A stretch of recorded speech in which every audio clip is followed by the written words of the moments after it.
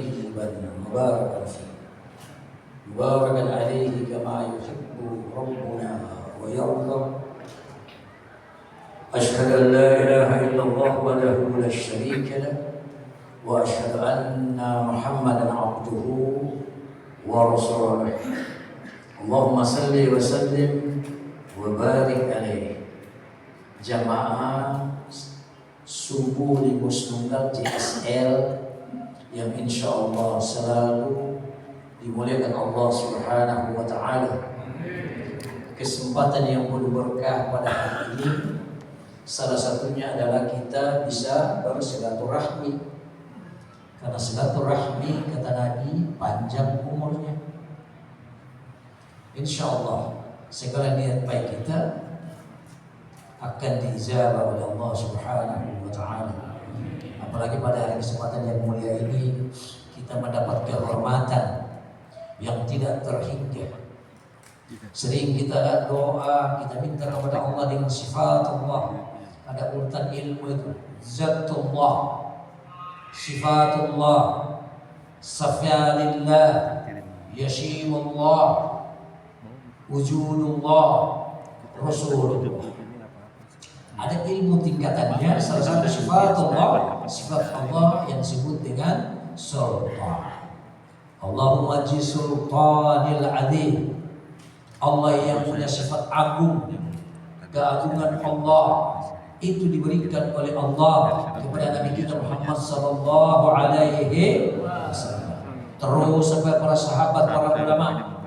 Maka di Indonesia dulu sebelum ada negara, yang ada adalah raja, kesultanan. Kali ini kita benar-benar mendapat kehormatan, ya, Kesultanan Banten, subhanallah. Ada Kesultanan Pajajaran, Pajagaluh, apalagi ada Kesultanan Gunung, ya. Dan alhamdulillah ada lebih dekat lagi dari Kesultanan Kutai Kertanegara, Sultan pertama di Indonesia yang hari ini wilayahnya jadi ibu kota negara. Sultan memutus anaknya, perwakilannya 2 orang datang hari ini, mana ada di sini, ya, 2 orang. Nah, Sultan itu nanti sebentar kita saling kenal. Dari Kutai Kertanegara datang, bukan Sultan Raffi Ahmad. Itu sultan-sultan itu. Makanya semoga kalian dimuliakan Allah Subhanahu wa Ta'ala. Ketua atau penasehat Majelis Tahajud Subuh, ya, MTSJ Kiai Haji Asep. Beliau yang selalu mengumandangkan zikrullah, memakmurkan masjid-masjid, bahkan sampai ke Al-Jawar, sampai ke Bandung. Alhamdulillah. Semoga tak kebagian utang aja, karena Al-Jabar utang.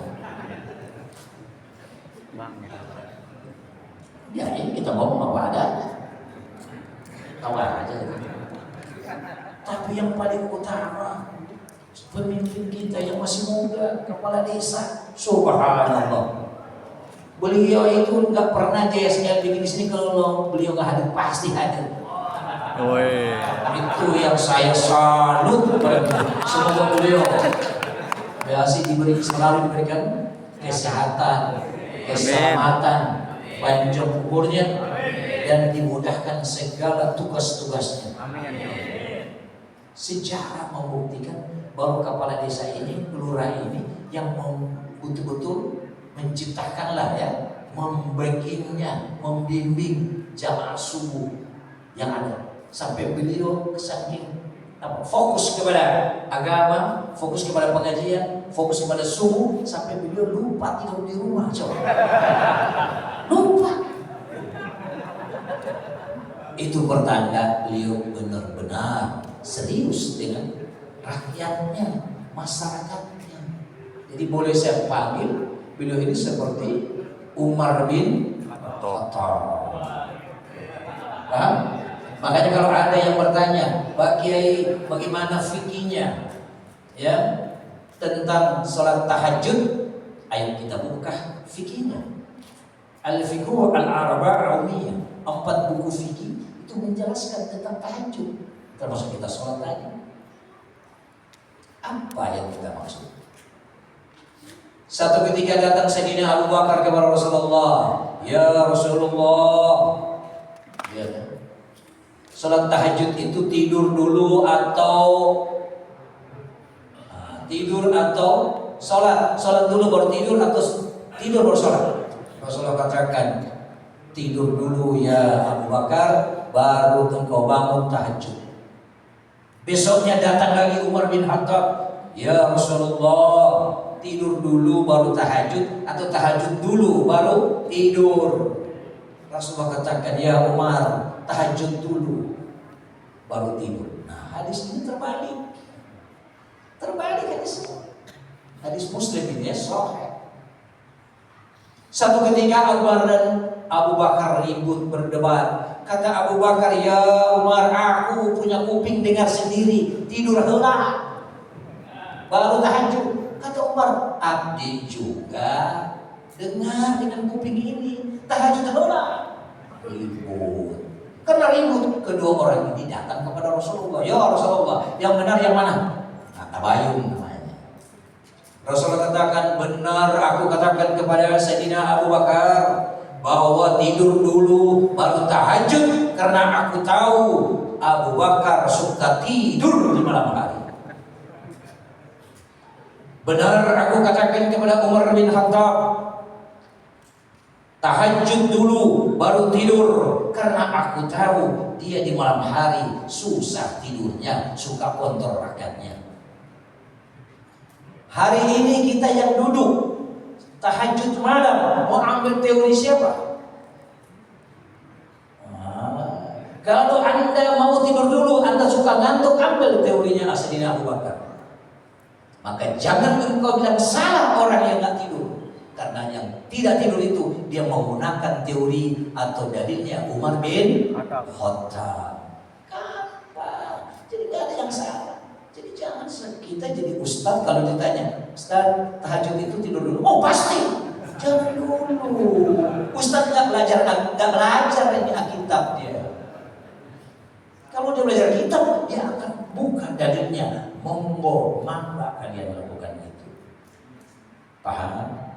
Nah, yang terhormat kepada Ketua DMI Kabupaten, Kecamatan, termasuk Desa di Musnunggal. Tadi Ketua DMI-nya yang ceramah tadi. Makanya saya bukan ceramah ini, saya sambutan, salah ngomong ini pembacaan.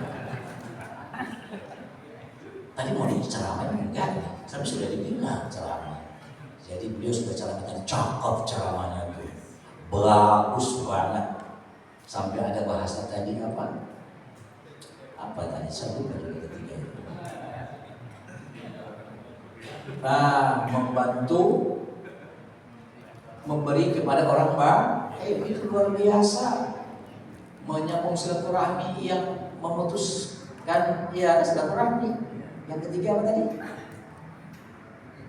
Berbuat baik kepada orang yang berbuat salah sama kita. Subhanallah, ini akhlak mulia. Akhlak mulia harus kita laksanakan. Kenapa? Karena Nabi yang lakukan. Setuju? Sekarang saya tanya, Nabi punya istri berapa? Nabi dongeng atau asli nih? Saya tanya lagi yang kedua. Yang dibenci oleh Allah, dosa yang tidak diampuni oleh Allah adalah perbuatan apa? Syirik. Syirik itu artinya apa? Menyekutukan Allah. Menduakan Tuhan, dibenci oleh Allah. Saya tanya, bini kita dengan Tuhan sama nggak derajatnya? Beda. Kalau kita duakan bini, syirik atau enggak? Iya juga ya. Menduakan Allah, syirik. Menduakan istri, Ajib. ya syirik juga dong. Nggak boleh. Cukup satu. Tanya lagi kalau bini satu. Kalau cuma satu-satunya bini kita, apa bedanya dengan satu-satunya Tuhan kita? Sama nggak bini kita dengan Tuhan? Ya nggak boleh juga. Jadi yang boleh berapa? 2 sini, 1 sama dengan Tuhan. Saya nggak mau ngomong, ada ketua DMB di sini. Rasulullah Sallallahu Alaihi Wasallam dalam masjid seperti ini di Madinah, Rasulullah katakan, hai sahabatku, di saat dulu kalian masih muda, mungkin kalian lalai ibadah kepada Allah. Di saat kita tua seperti ini, timbul niat untuk ibadah kepada Allah, tapi sayang tenaga kita telah berkurang. Pingin sholat malam 12 rakaat, kepingin sekali di usia tua, tapi tenaga sudah tidak kuat. Ingin berbuat baik di masa tua sangat sulit karena terbatas oleh usia.